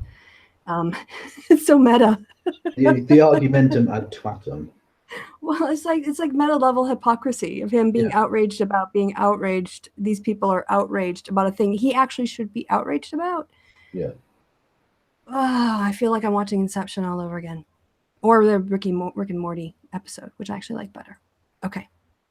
Imagine the feminist outrage when Time magazine included the word feminist in a 2014 poll of words to ban that they put to the public. And again, why aren't you outraged that they were even asking the question in the first place? Mr. Classic Liberal. Free press, exactly. Kind of what? You think the role of free press is less important than that of feminists? Or do you think that Time is run by feminists? I don't understand where his logic is. Yeah. Also, 2014. Why so contemporary, Carl? Because if you just put into Google ban and feminists, you just, a whole bunch of things will come up, but it doesn't mean they've happened, recently. Yeah. Yeah. There's history, so Google will always produce results. If you put words in that, share and have titles that are, they share. So are you womansplaining YouTube algorithm to me now? No, to Carl. Ah, okay. Like he's gonna watch this. We're already way more than 5 minutes in. Oh yeah, we are many Sargons in. We are. All right, getting on. And this anger was only intensified when it turned out that the word feminist was winning the poll. And so naturally, it was pulled. And of course, Time magazine apologized for even including the word feminist on there. We're so sorry. We can't just go around banning religions. We don't. Again, with the stupid religion thing. Come on, take the challenge. Carl, do it. Make that video. Use that standard. Define those terms. Show evidence. All right, I'll stop now. I know what we were thinking. We are so very sorry. Because the fact that Time magazine wanted to ban the word feminist proves that we need feminism even more than ever. Also, can I just say, Carl was clearly very happy that he was winning the poll. Yeah. Basically, Carl, have been shown to be purposefully sending out links to people's surveys and stuff to try and skew the results. So the fact that an online poll was being skewed in an anti-feminist direction by scumbags like your fans is not a massive surprise. Yeah, exactly. Like that's not a great victory for anything. Because you see, the thing we started the show off with, that's a victory for humanity. Your activism here of, oh, well, we won a poll on the internet, changes nothing. 4chan. Yeah. Yeah. All right. The feminists do have a list of other words and phrases that you can ban instead. Because it's not that banning things is wrong, it's that you're not banning the things that we want banned. Well, you were happy for feminism to get banned, so you can fuck off, you hypocrite. Exactly. He's such a hypocrite. Yeah. I mean, literally from sentence to sentence, he doesn't see the hypocrisy he's just displaying. It's phenomenal. Even when a situation throws him a softball where he could give a veneer, a sort of a Dave Rubin-esque, oh, I'm just looking at both sides, kind of thing. And he just whiffs that as well. Yeah. Oh, yeah, this. Why didn't you just ban the word bossy? We hate the word bossy. boys are never called bossy. It's only girls who are called bossy. So we could just ban this word, because that wouldn't be bossy at all. And even if you think it is, you're not going to be allowed to damn well say it. But don't worry. What do you mean you're not going to be allowed to say it? You're allowed to say it. This video isn't taken down. It's so absurd. You're moaning that you're not allowed to say stuff as you're saying it, and there's going to be no repercussions, as there never is for you. Like that fucking Day for Freedom bollocks. Oh, freedom of speech is under attack. Yet we're allowed to hold a fucking massive free speech event in the centre of London with hundreds of, well, tens of thousands, whatever, of people, and the police didn't charge us on horseback or anything. We're so oppressed. What? All right. So before so he said he challenged this idea that girls are called bossy, but boys aren't called bossy. And the other thing about banning it, the reason I'm never going to accidentally drop an N-bomb is because I don't think that word in my head. Like, it's just, it doesn't, I hear it in the rest of the world, you know, or in song lyrics if I'm remembering them, but it's not a word I just think in. You know, it's not a word I use in my sentences. And when you say, like, with banning bossy, it makes you aware of how you're treating little girls. And if you're judging them as being too assertive, and if so, is that your problem or is it theirs? And it's just, you know, if we want women to be strong and assertive, we can't start from their childhood telling them that when they display those characteristics, they're violating social norms and people won't like them. But the thing is, if we get rid of those social norms and people are socialized equally, Carl won't be able to use his bullshit Evo psych arguments anymore. While I was doing research on this, I found an article which I will link probably tomorrow because it's going to be late by the time we get done with this. And if we ever get done with this, if this ever ends. Right. So I found a piece written by someone who I think it might be a woman, but I forget now, and it's gender neutral in its language. So I'll just start. However, as a linguist, I knew there was a tool that would allow me to provide a more data-driven approach to this question. I used the core of contemporary American English to see whom the word was applied to most frequently, specifically to people of which gender. It's a large collection of data language gathered from different sources: television, newspapers, academic writing, fiction, magazines from 1990 until 2012. I searched for bossy as an adjective to try to screen out, for example, bossy as the last name. Then I took a random sample of 101 occurrences, the final number that resulted, blah, blah, blah, blah. You can read about the methodology later. I proceeded to read through and determine the gender and the relative age of the person being referred to as bossy in each example. My results are presented below in the plot, and then I'll skip down because it's a long paper. But basically, results are perhaps quite unsurprising to most people, especially women. In my sample, bossy was used nearly 3 times as frequently for women and girls as it was for men and boys. I found no evidence to suggest that this trend is specifically related to young girls, as adult women were labeled bossy at nearly the same rate relative to men as girls were to boys. So that's going on now. You know, like that's in the last, from 2012 is okay, like 6 years ago, but that's 21st century, you know, late 20th, early 21st century data. Yeah. And girls are growing up in a society that, you know, some people will see see the same behavior in a girl's body as bossy and not in a boy's. And that's the point.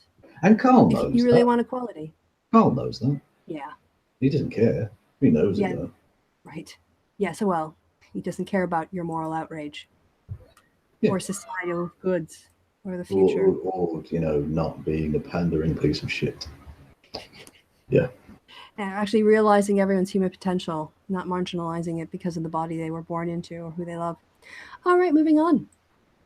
It's not just non-feminist things that are being banned by feminists, because feminism isn't a monolith. There are, in fact, many strains of feminism, each one more crazy than the last. Yeah, that's not at all straw manning or poisoning the well or ad homineming. Oh, you know, it's a good thing that Carl doesn't use logical fallacies. No, that would be terrible.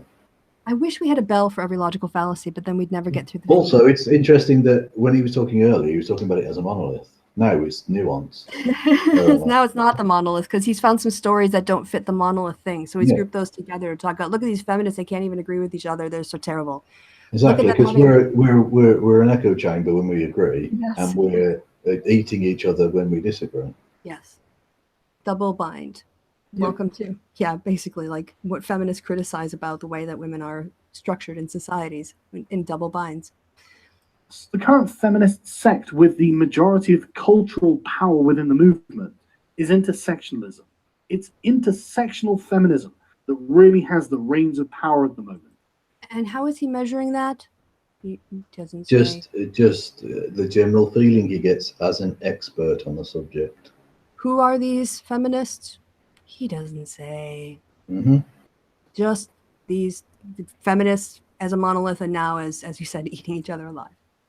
And it's making its power felt as it goes after the other heretical strains of feminism. For example, I find his use of the word heretic, really fascinating there, because if you look at the way that anyone who dissents even slightly from Karl's reign within the quote-unquote skeptic sphere gets ostracized immediately. If you look at the way Thunderfoot was anti-Brexit, he was castigated as the cock, evil. The way that David Sherratt, when he dared to oppose Karl's nonsense, dismissed, cast out from the church. If you look at the way Dusty Smith is now reasonably progressive and woke, he's now persona non grata. He's been excommunicated from the church. He gets a lot of crap from Shoe on Head, from what I see from his feed. Yeah. Not a lot, but occasional. Well, exactly. Well, that's the thing. They dare to oppose their little cult.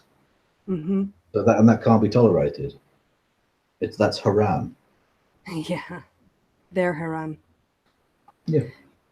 Okay, so yeah, remember here, the whole theme of this is that feminists are at each other's throats, and there's a power struggle going on. Right? Pay attention, people. This is important. This is the theme of his piece. The Vagina Monologues, a feminist play that was not feminist enough because it wasn't inclusive to those who identify as a woman but do not have vaginas. The Vagina Monologues is considered to be part of the trans-exclusionary radical feminist movement. And of course, if you're an intersectional feminist, you think trans women are women, whether they have a penis or not.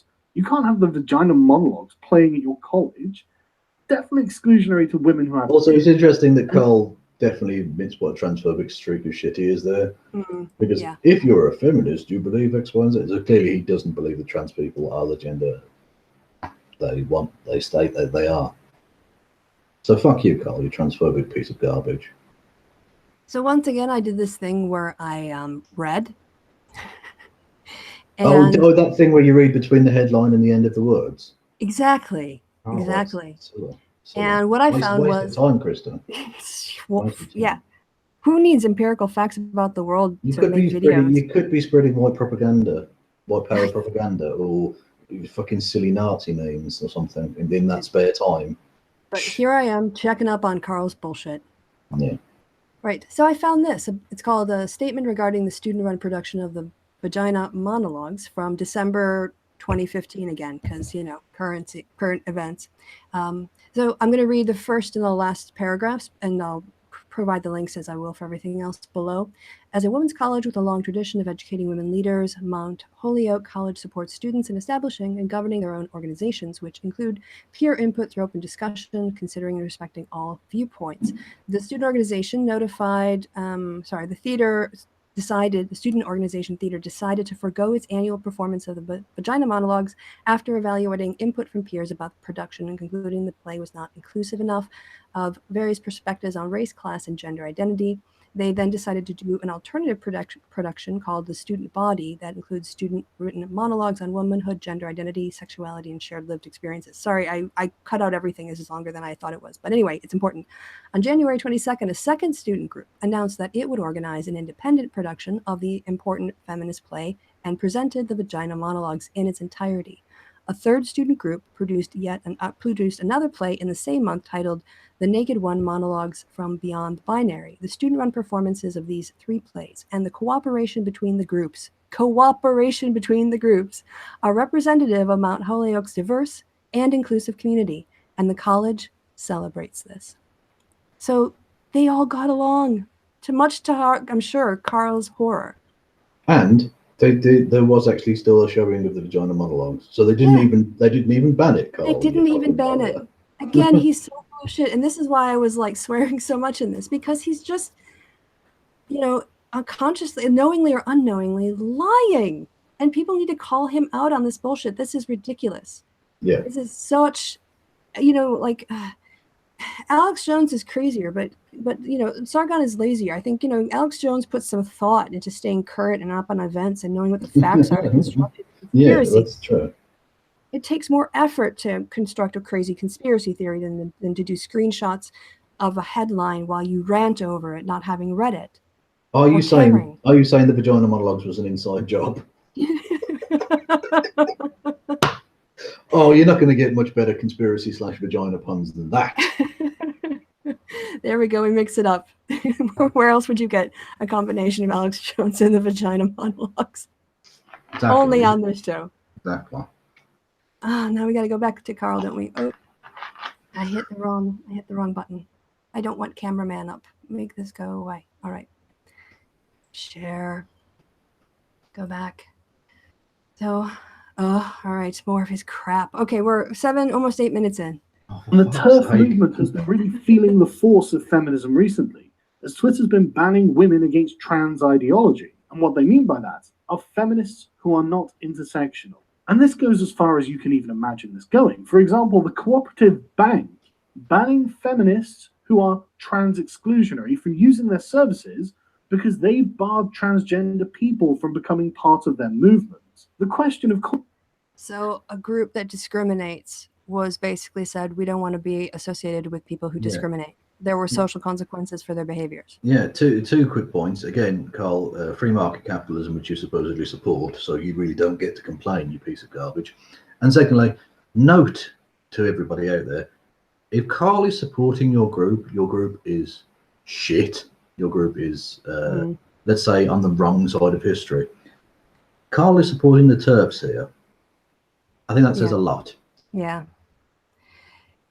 Yeah, I think it's worth being mindful of some of the people who agree with you. It took me like a really long time to be comfortable with certain Republicans and retweeting them. And I had to find a common cause of our patriotism for me to justify that. But, we discussed this before, yeah. When I hear John McCain make a good point about foreign policy, it makes my skin crawl, but sometimes he does. Yeah. So if TERFs watch this and go, yeah, Sargon, he's right. Oof. Well, they already do. It's been a thing of note on Twitter for quite a while now. Because of the rampant transphobia within Nazi circles, there have been TERFy people who have drifted that way. There's been talk between them. There's been informal alliances of sorts that have been talk between them because they're both hateful garbage. You have that's the thing that annoys me most about TERFs is they call themselves gender critical when they're the least critical people about gender ever. Yeah. And yet, like I say, they've jumped in bed with these ultra traditionalists. It's ridiculous. Yeah, it is weird. It's weird. Yeah. Well, it's the same thing with people who are anti-pornography and the evangelicals who are anti-pornography. Yeah. Mm-hmm. Again, who are you hanging out with? Right. So now he's just going to go on a whole sort of fantastical, delusional world of what happens inside the mind of these sort of harpies he's created out of not reading headlines. I think that's a good way to sum up. Yeah, I think that'll do. Yeah. It's just all delusional stuff. I mean, actually, listen for any piece of reality. This is all Carl just fantasizing here. Of course, is where the hell does this stop? Why should a trans exclusionary radical feminist even be allowed to rent a house, buy food? Why should these people not just simply be ostracized from society entirely? And no, this isn't that these people have actually violated the rights of any trans people. It's that they have freely chosen to form a group that simply leaves these people out of their purview. Yeah, and the Cooperative Bank have freely chosen to not want to do business with them. Remind me where Carl stands on like the private business's right to discriminate against gay couples wanting a cake. Exactly. So, but I don't remember Carl doing a rant about, what about gay people not being allowed to rent a house or live? Why do gay people allowed to breathe? Because again, people that Carl supports are wrong. So, I mean, in terms of, like, again, this issue could have actually been an interesting discussion and parallels could be made about discrimination and private businesses and association. But again, he just goes to the extreme and tries to paint everything in the most extreme light instead of having an actual interesting discussion. And I don't see anybody calling for the things that he's saying. This is a one-off instance, and I would have to look at like the cooperative's rules and other things like that to know how they structure their corporation and UK law. But, you know, basically blaming all of this on feminists when, again, it was a business decision. Yeah, the Cooperative Bank is not a feminist organisation; it's a bank. Just so you know, Carl. It's a real hard time distinguishing capitalist market decisions, you know, and what feminists actually have power over. Exactly. Yeah. Well, that's the thing. It's he wants hardcore capitalism until it goes against him. Yeah. It's almost like there's a problem with that system, Carl, that you shouldn't be supporting it. Just saying, brah. All right. Now, every time I hit pause, not every time, but I just want to make sure you're done. And then I'm going to hit. Okay, we're ready to go. Only gym doesn't allow men into it. And of course, this means that transphobic feminists must be deplatformed everywhere that they go. They can't possibly be allowed to say what they want to say. Sorry, I wasn't sure. Does that headline say Julie Bindel banned wherever she goes? Or does it just say... No, it just says from Manchester Student Union on one occasion. Okay. Not wherever they go. Because I don't know if you've noticed, but Julie Bindel still writes newspaper articles and stuff. Like, she's literally still got a very significant platform, arguably a bigger platform than even Carl has. So they're not deplatformed wherever they go. And I just like to point out, before he goes on this massive rant about deplatforming, Carl spoke at an event called the Day for Freedom, which Ali Dawa, the one person with a dissenting opinion in the list of speakers, he was now platformed from by Tommy Robinson, or as I like to call him, Jailbird Robinson, because he's literally not free to walk the streets, thankfully. He's stuck in jail. He's stuck in jail. Indeed, sir. Prisoner 46189, or whatever his fucking number is. Yeah, he had that event. Deplatformed Ali Dawa. And although I will give Carl credit for saying that he wished that Ali Dawa had been allowed to speak, Carl didn't say, okay, well, I don't want to be associated with this event. It's deplatforming people. He still spoke. He still got up there and spoke, knowing that it was a deplatforming event. So you are in no position to be judging other people for deplatforming, Carl, when you have actively participated in an event that you know is deplatforming. So I haven't been able to look at my notes, so I don't know if I made any notes on this particular thing. To be honest, I'll get back to you in just a second. It's on my tablety thing. Oh, that's okay. I'm just wondering if we should go on, one, because this is getting long, two, because I don't have a distinct memory of how I responded to this. And yeah, let's just get through this. This is fucking it's getting long. Ridiculous. It's really hard to unpack crap, you know? It's easy to just say nonsense, but it's much harder to unpack it all. Because these people are heretics. But one thing that all of these feminists have in common is that they oppose free speech. So which feminists are he talking? All the feminists ever? Is that what he means? Or these particular feminists for the Julie Bindel? He probably means all feminists everywhere, even though that's not true.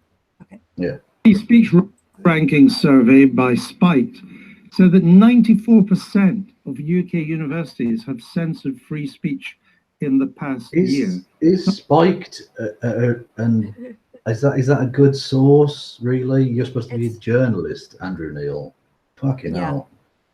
All right, so a little bit about this. So I was breaking down Carl's stuff, and it took a while to get through all of it and look all of this background up. And I looked into this because I was actually able to find what looked like legitimate, or at least a news coverage of this using these sources. And they cited this organization that's running the study.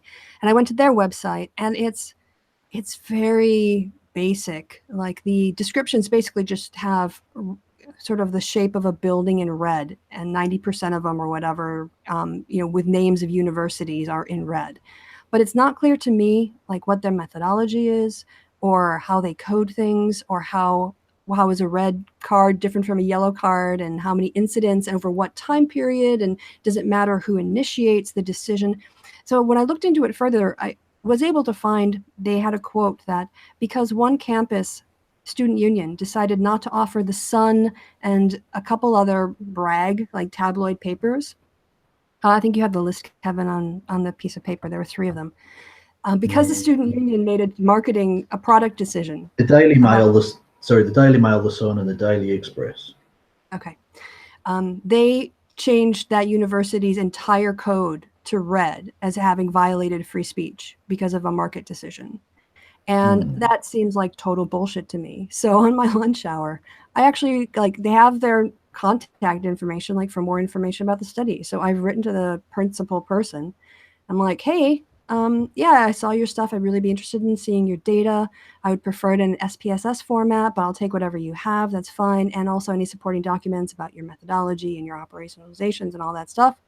And if that guy gets back to me, I'll let you know. And if he gets back to me with the data, I'll do an independent analysis and I will give you my own evaluation. So hopefully we'll hear back from them. Yes. Let's get through this nonsense. Some have no platform, people like Germaine Greer, Roger Scruton, and a human rights activist called Miriam Namazi. Are you happy with that? I don't believe it's censorship. I believe that freedom of speech is all. Can we just skip this? Because he's basically going to do the same thing where, like, someone says something and then he asks, I think, rhetorical questions back. So we'll just skip this bit. Again, it's getting long, guys. You can go watch the original video if you want to hear it from Question Time. No, not Question Time. What is that? Daily Politics. Daily Politics, yes. Accept that. Despite the fact that these institutions actually did want to give them a platform to air their views, and it took feminist activists to prevent that from happening. Yeah, it was only feminist activists, nobody else. Yeah. That was it. No one else. It was just feminists. If you weren't a feminist, if you were anything else, you had to go away. Absolutely, yeah. And he knows this because... Anyway. Because the magic pixies told him. This is indeed censorship, because feminism is not a movement that cares. So it's okay for you to have free speech unless you use that speech to object to a speaker. And Yeah, then exactly. it's okay. Or it's okay for you to have that speech as long as you're not successful. That seems to be the line. Yeah. Like, you can protest until you're actually effective. That's when you have to stop. That's when your free speech has to stop, according to, like, Coach Red Pill and Sargon. Yeah. That's my understanding of their free speech limits. It's about free speech. Feminism is a movement that actively opposes it. Really? Yes, I do. That's not curtailing freedom of speech. No, I don't think it is. People like Germaine Greer. But you've just taken away the freedom of these people to speak at the university. They can. As they like. Well, yeah, except at the universities that you get them deplatformed from. Again, he's having a conversation with somebody who's not there. Yeah. Pointing that out. Which I guess technically we are too, but at least there's, you know. Yeah. And we're not talking directly to Sargon like you did this and you did that. Well, what I will say though is that, I mean, Carl, worth reiterating, Carl spoke at a deplatformed event, so fuck him and his hypocrisy. They were invited there in the first place, and that's what created your ire. And you can see how the doublethink is affecting this. Well, yeah, and Ali Darwar was invited to that event. He wasn't allowed to speak at that you spoke at, Carl. Yep. And like I say, he was literally the only person with any real dissenting opinion. And he's also going to equate this woman with all feminists. Yeah. Right. She's a stand-in for all feminists in this case. The changes, the women change, but the person, the actual art, the criticisms don't change. The straw man feminist remains. Yeah. Straw feminist, yeah. Yeah. And also, it doesn't take into account, I mean, you even mentioned earlier, the Feminists Against Censorship group. Yep. Knows that free speech is important in a liberal democracy, and she's just coming up against the problem that feminists do not like living in a liberal democracy. They don't like plurality. Well, can I just, you've made a very good note, which I'd totally forgotten about, but I think is worth reiterating, that Carl told Millennial Woes that he'd rather side with totalitarian racists and accept the end of liberal democracy if that democracy was run by social justice advocates. Yeah. So he likes liberal democracy as long as he doesn't disagree with the leaders of the liberal democracy. Mm-hmm. In which case, fuck it, fascism. Yeah. Yeah. But nobody who said, no feminist, anything that he's shown has said that they don't like liberal democracy. And yet he's saying that it's projection, isn't it, really? Yeah. It's Tell you what's liberal democracy, completely trampling over academic freedom and trying to ban certain courses that you don't like. That's liberal democracy, apparently. Yep. All right, we're only a minute away. They don't like that people can do things that are non-feminist. Again, he's telling people what they think. Yeah. What's the point of a university if you don't allow a variety of audio views leveling? A variety of views, that's absolutely fine. Clearly not with your Jermaine Greer. I think if Absolutely demolished. What this demonstrates is what British MP Stella Creasy said. Hey, Jordan B. Peterson fans, that's cherry picking. Yeah. That's ridiculous cherry picking, yeah. As indeed, well, taking a quote out of context is upcoming fantastically. He takes a British female MP, Stella Creasy, and it cuts a 1.5 second or whatever it is clip out of it, and that clearly sums up everything she had to say on the topic. Jesus. In an interview with Kate Andrews, feminism is not about freedom. Feminism isn't about women, it's about power. And feminism. Well, hang on, she didn't say it wasn't about freedom. She said it wasn't about women, it's about power. So what's that? How did she say it wasn't freedom? He just changed the words. She didn't mention the word freedom. Kevin, who are you going to believe, Sargon or your lying ears? Well, exactly, yeah. We are at war with East Asia, and we always have been. Yes. Right, so I am actually going to do a fact check. Which, by the way, just for anyone who doesn't get that, I'm not actually literally saying anything about East Asia. It's a reference to 1984, the book. Right. So, just in case anyone thought I was making a vaguely, casually racist comment about East Asia.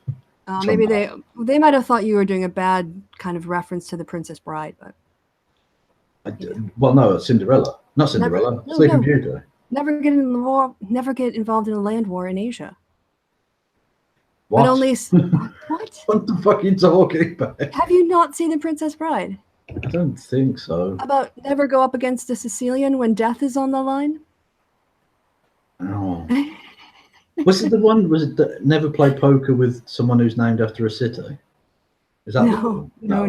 This is the one with Princess Buttercup and Wesley, and it's got Peter Falk in it. This sounds fucking dreadful. Sorry, I don't know what you're talking about. About the most famous thing being never get involved in a land war in Asia, but only slightly less well known is this: never go up against a Sicilian when death is on the line. I don't want to tell you what happens next because you should watch the movie. All right, so that was a lovely little distraction. Well, yeah, absolutely, yes. Just can we fucking get over this now? Jesus Christ, I feel like I'm about to fucking die. Oh, but anyway, I wanted to plug my next video coming up is going to be fact-checking Sargon on precisely this editing job and seeing what she really said versus what he's edited her to say. Yeah. Because he's not a propagandist. Yes, he is. Yes. Yes. Feminists could not make this more obvious with their activism in daily life. They do not care about justice. They do not care about fairness. They do not care about your rights. They care about shutting you down and having total control of every environment in which they operate. There is literally no end to what they will ban. Yeah, they want to close everything down. And whilst I'm on the topic, sign my petition to close down social justice courses. Fucking hell. And that last bit was just did he actually do anything to demonstrate any of those claims? No. Nope. And it's just obviously incorrect. There's literally no end to it. Well, yeah, there is. We live in a finite universe, you twat. Stop using words like literally when you clearly don't understand what they mean. When you go through and you read his links, he can't substantiate his assertions. He's just talking crap to his audience. He's putting out more hate against feminists because it's red meat and it sells. And it's a reflection of his audience as much as him. Oh God, yeah, absolutely. It is literally just him throwing red meat to the rabble. This is his version of a Trump rally. Yeah, absolutely. All the highlights, lock her up and whatever else. Build the wall, yeah. Build the wall around reality. That video was so shit. It was so shit. I had to show the world how shit it was. Yeah. And I'm so glad that Kevin, you joined with. Yes. Well, apart from when my laptop decided to reboot at the start, but we got through it. We got through it. I got through it. Well, no, you did your technical stuff to get back in. So no, you're right. We got through it. Go team. Woo-hoo. Yeah, go team. Hashtag team fruit face. Team fruit face. Yes. My face is looking delightfully plumb today. Well, I have to say, since we've been going, I've pretty much been distracted from the heat, but now it's just hit me again. So I think this must be coming up to the end of the show. Well, that's why I like to have that effect on women, make them feel make them feel like there's no heat in the universe. That's the effect I have. You just suddenly be like, Exactly. yeah. But no, that was it. I mean, it wasn't that difficult actually to destroy Sargon. All you have to do is read the actual It's the articles. secret. Yeah. Read the articles, and actually, I mean, just search the key terms. Look for some other stories. Look for things later on to see what happens. Read to the end of the article to see if there's an update. Read beyond the headline, and you're more. If you read beyond the headline, you've actually got more information that Carl has on it. Very simple. It was ridiculous how poor all of this was from start to finish. From the way he presented his links to the fact that he said nothing of substance and he just wanned about his penis, wanned about how horrible a monolith they are, and then wanned about the fact that when we have diversity of thought and are able to work together. Yeah. Yes. So we had to pull back the curtain on this man. To expose the man behind the curtain, because there's nothing there. It is all smoke and mirrors. The great Oz is faking it. Yes, but fuck you to the chat. Yeah. And especially fuck you, Tom. Yes. Got to start and end with that. Right. I think I do that thing now, right? Where I wrap it up. Is there anything you want to plug coming up? Let them eat kek. See, because I asked you to say things before I tell you goodbye. Oh yeah, well there you go. Indeed. Yes. I was just going to do a silly one. I was going to say I want to plug the concept of world peace, but actually I do have a series. Yes. On Thursday, bollocks, what time was it? 7 p.m. UK time, which is 2 p.m. on the East Coast in Americana land. I'm going to be doing the first episode of Let Them Eat Kek, which is a series I'm doing with Mike Stutchbury, the historian / pwner of PJW and various others on the internet, and we're going to be laughing at the alt-right. So check that out. I also want to apologize. I tried the whole Indian thing of eating spicy food when it's hot, and it made my nose run. So it didn't help at all. Why are you apologizing for that? There's no one coughing in the show, and I feel bad about that. So I wanted to fuck the proles. They don't this is for you and me. Jesus. Yeah, if you're apologizing to me, that's fair enough. But don't apologize to the riff-raff out there listening. Jesus. All right, and I did my plugs already earlier in the program. So then, guys, all that's left to be said is that I've been Kristi. Kevin's been spectacular tonight and very, very punny. Thank you. I have no idea what the chat has been like, but I look forward to reading it. Shit. They're always shit. Fuck them. And you guys were hilarious in the fruit face episode. No, they weren't. They were rubbish. They're all I want to shout out the chat. You guys rocked. That was people who haven't seen it should go back and watch that episode for the chat. It's on Kevin's channel. It's not on mine. All right. And the chat were cool. People in the future, thanks for watching. Goodbye from me and goodbye from Kev. Say goodbye, Kev. Goodbye, Kev. Now you have to do it in a sort of lilting soft voice like I did. Listen to my voice. I haven't been able to do a lilting soft fucking voice in about 20 years. My bollocks have descended far beyond that. Jesus. Goodbye, Kev. It's about the best I can do. Yay! Jesus. Bye, everyone.